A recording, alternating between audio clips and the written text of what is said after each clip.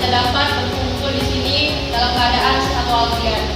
Sebelumnya, saya juga banyak mengucapkan terima kasih kepada kakak-kakak dan abang-abang yang telah meluangkan waktunya kepada saya untuk saya melakukan sosialisasi. Sebelumnya, saya akan memperkenalkan diri. Perkenalkan, saya adalah mahasiswi dari kampus Muhammadiyah Sumatera Utara. Nama saya Sita Dewi, saya dari Fakultas Hukumnya. Baiklah, saya akan bersosialisasi mengenai penyeluruhan hukum, tindak pidana, dan pencegahan kekerasan seksual terhadap perempuan dan anak di Desa Gerak Tani Asahan. Baiklah, apa sih pelecehan seksual tersebut? Pelecehan seksual adalah perilaku ataupun tindakan yang bersifat seksual yang dilakukan tanpa tujuan dari pihak yang menjadi sasaran. Ini bisa mencakup beberapa bentuk. Apa-apa saja sih bentuk-bentuk dalam kekerasan seksual tersebut? Ini bisa mencakup beberapa bentuk seperti yang pertama, pernyataan atau komentar seksual, ucapan yang tidak pantas ataupun merendahkan berkaitan dengan seksualitas seseorang. Sentuhan fisik yang tidak diinginkan termasuk juga pelukan, ciuman ataupun sentuhan lain yang tidak diinginkan. Mengirim pesan ataupun gambar seksual melalui media sosial, pesan teks ataupun email. Paksaan untuk terlibat dalam aktivitas seksual baik secara fisik maupun psikologis. Perilaku ataupun sikap yang menciptakan lingkungan kerja ataupun belajar yang tidak nyaman seperti intimidasi, pengecualian ataupun perlakuan diskriminatif. Pelecehan seksual dapat terjadi di berbagai konteks, termasuk di dalam kerja, di dalam konteks kerja, sekolah, ataupun dalam hubungan pribadi. Ini adalah pelanggaran serius terhadap hak asasi manusia yang dapat memiliki dampak signifikan pada kesehatan mental dan fisik korban. Mengenai kasus ini, pelecehan seksual harus ditegaskan dengan serius untuk menciptakan lingkungan yang aman dan menghormati semua individu. Nah, di dalam pasal 66 ayat 1 menyatakan bahwa korban tindak pidana kekerasan seksual memiliki hak atas penanganan, perlindungan, dan pemulihan sejak terjadinya tindak pidana tersebut. Nah, pelaku tindak kekerasan seksual ini akan terjerat pasal 290 KUHP yang menyatakan diancam dalam pidana penjara paling lama 7 tahun penjara. Nah, jika kakak-kakak dan abang-abang ada seseorang yang mungkin kakak-kakak dan abang-abang kenal menjadi korban tindak pidana kekerasan seksual, penting untuk kakak-kakak dan abang-abang melaporkannya ke pihak yang tepat. Pihaknya siapa-siapa aja sih? Kakak-kakak dan abang-abang bisa melaporkannya ke pihak kepolisian, Lembaga Perlindungan Perempuan dan Anak yang biasa kita sebut dengan LPPA, rumah sakit ataupun pusat kesehatan, organisasi non-pemerintah juga bisa. Bisa juga kakak-kakak melaporkannya ke pengacara ataupun konsuler, ke pihak sekolah ataupun universitas.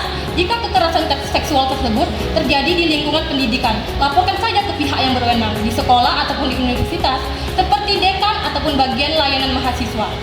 Nah, dan kakak-kakak dan abang-abang jangan khawatir, identitas korban dan pelapor kekerasan seksual akan dirahasiakan oleh hukum. Itu sangat penting dirahasiakan. Mengapa sih kekerasan seksual itu pelapor sama korbannya itu dirahasiakan oleh hukum? Nah, ada beberapa alasan. Yang pertama adalah perlindungan privasi. Korban kekerasan seksual seringkali mengalami stigma sosial dan rasa malu. Menjaga kerahasiaan identitas memiliki dan sangat membantu mereka untuk melindungi privasi dan martabat mereka. Keamanan. Mengungkapkan identitas korban dapat membahayakan keselamatan mereka, terutama jika pelaku mengetahui siapa yang melaporkan tindak pidana kekerasan tersebut. Kerahasiaan yang membuat dan mencegah kemungkinan balas dendam ataupun intimidasi. Mendorong pelapor.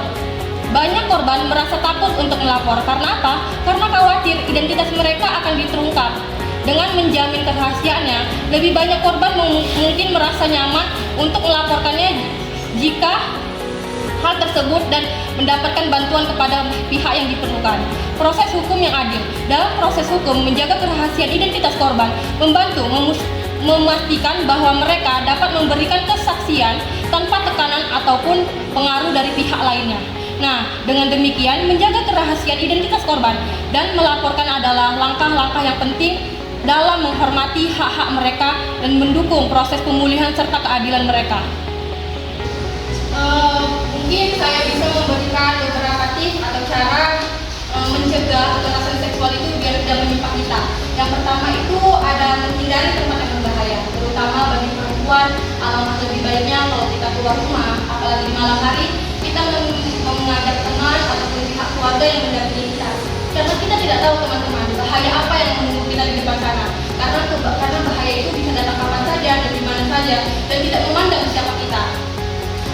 ada jangan percaya penuh pada seseorang. Itu sangat penting, kita jangan terlalu percaya kepada orang, jangan terlalu percaya. Itu juga salah satu bentuk pencegahan agar kekerasan seksual itu tidak terjadi kepada kita. Terus itu ada hindari obrolan yang berbau pornografi. Nah, penting sekali untuk kakak-kakak dan abang-abang menghindari obrolan yang berbau seperti itu. Mengapa? Karena dengan cara orang yang mendengar kita berbicara hal yang seperti itu membuktikan bahwasanya kita tuh sudah terbiasa dengan hal-hal yang seperti itu, dan mendengar itu pun dapat menilai kualitas diri kita. Terus itu ada juga bersikap tegas pada diri kita, itu sangat penting, terutama bagi perempuan. Saat kita nanti berumah tangga, itu sangat penting memiliki sikap yang tegas saat kita menjalankan rumah tangga. Karena apa? Karena banyak sekali orang yang beranggapan bahwasanya perempuan itu tidak bisa melakukan pekerjaan yang di luar rumah, hanya bisa melakukan pekerjaan di rumah seperti mengurus suami ataupun anak. Kita buktikan kepada semua orang bahwasanya kita bisa melakukan semuanya dan melakukan apa saja hal yang kita inginkan. Nah, abang-abang, mungkin sampai di situ cuma itu saja himbauan sosialisasi dari saya. Jika kakak-kakak dan abang-abang mungkin ingin memberikan pertanyaan pada saya, ya boleh kak. Baik, assalamualaikum warahmatullahi wabarakatuh. Waalaikumsalam warahmatullahi wabarakatuh. Sebelumnya terima kasih Pak Afita yang telah memberi kesempatan kepada saya untuk bertanya tentang lagi marak-maraknya kekerasan seksual terhadap perempuan. Nah, yang dimana apabila kita menemukan kita di jalan nih menemukan seseorang yang bersiul atau istilahnya mengganggu kita, namun hal tersebut sudah menjadi hal biasa bagi masyarakat awam, yang dimana mereka tidak tahu bahwasannya apakah itu termasuk pelecehan seksual atau tidak, karena di sisi lain seorang perempuannya ini merasa terganggu, merasa tidak nyaman akan hal itu. Terus bagaimana mengatasi hal tersebut dan memberitahu kepada dia atau pelaku bahwasanya hal yang dilakukan itu merupakan hal kekerasan seksual. Terima kasih. Terima kasih kepada kakak yang telah memberikan pertanyaan. Tadi yang termaksud dengan catcalling ya kak. Catcalling itu adalah tindak pidana kekerasan seksual berbentuk verbal kak. Yang dimana mungkin itu sudah termasuk pelecehan seksual. Mungkin banyak orang-orang yang tidak tahu bahwasanya itu adalah tindak pidana kekerasan seksual. Mungkin cara kakak menanggulanginya kayak seperti mungkin harus ada yang sosialisasi dan memberikan himbauan. Bisa juga itu ke kakak pribadi, mungkin